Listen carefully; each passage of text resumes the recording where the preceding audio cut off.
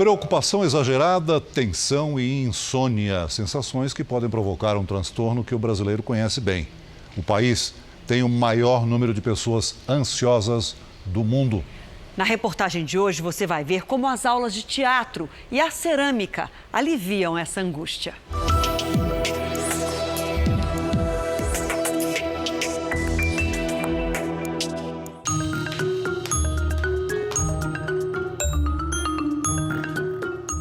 As mãos.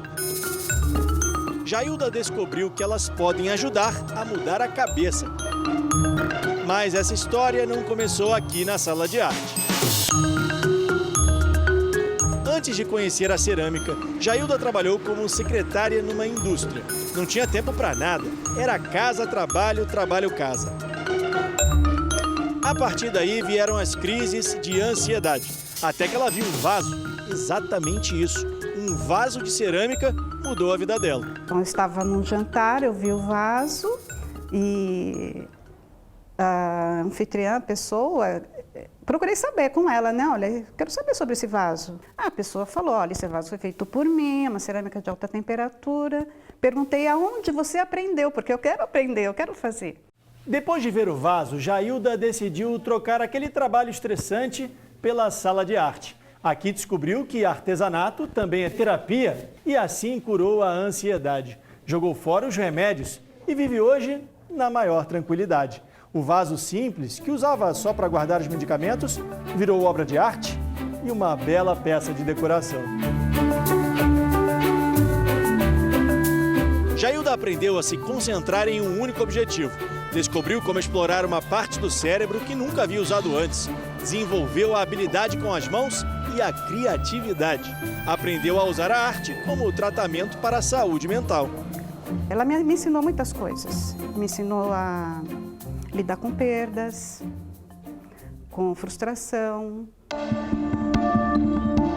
Segundo os médicos, o que a Jailda sofreu é a doença mental mais comum no planeta. O transtorno de ansiedade afeta tanto mulheres quanto homens e é mais frequente depois dos 20 anos de idade.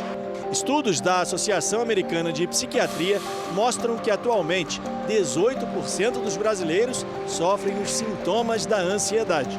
É o país com a maior taxa de ansiedade do mundo.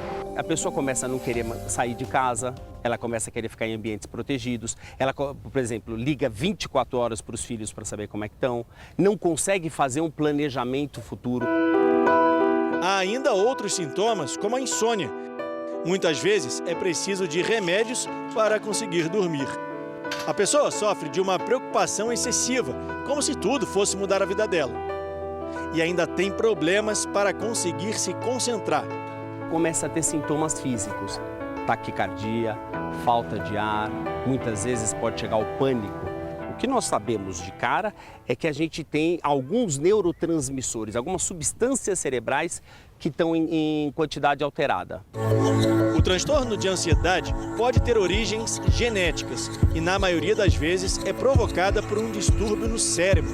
Os ataques de ansiedade acontecem quando os neurotransmissores, que proporcionam a sensação de prazer e bem-estar, estão em desequilíbrio. Álcool, cigarro e estresse em excesso podem agravar as crises de quem está suscetível à doença.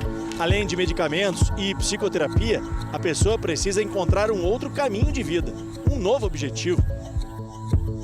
A arte oferece um caminho para que essa pessoa possa expressar algo que às vezes não sai pela palavra. É muito difícil eu falar para alguém, colocar em palavra, quando eu estou, por exemplo, numa crise de ansiedade. O que eu estou sentindo? É o coração que bate mais forte, é a mão que fica trêmula, a boca fica seca, mas isso não consegue mostrar para você a dimensão do meu sofrimento. Marta começou a ficar ansiosa quando perdeu o emprego. Uma das minhas muletas era o meu trabalho. Quando eu me vi sem essa, eu acabei desmoronando. Aí eu tive crise de tique, tive espasmo hemifacial, que é uma sequela que ficou, agora eu vou ter que fazer cirurgia e tudo. As crises permaneceram quando voltou a trabalhar. Eu tive apagões de memória, ou não dormia e me enfiava na internet, ou dormia demais. Todos juntos somos fortes, somos frágeis, somos a...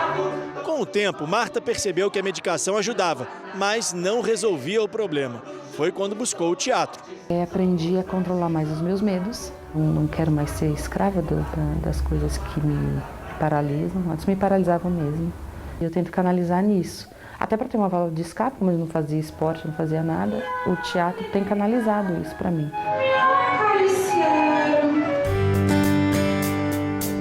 Jailda canalizou as crises na cerâmica e hoje vive com o dinheiro das peças que consegue vender. A arte serviu como terapia alternativa e mudou a vida dela.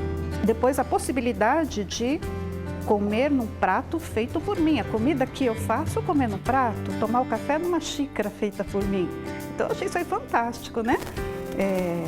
E o dom da criação, que todos nós temos. Era o remédio que a Jailda precisava. O meu vício é a cerâmica. E não sou eu que modelo o barro, eu falo. É o barro que me modela. Foi assim que estabeleceu outra vez o equilíbrio mental. Se a arte mandou embora a ansiedade, por que não dizer que trouxe de volta a felicidade?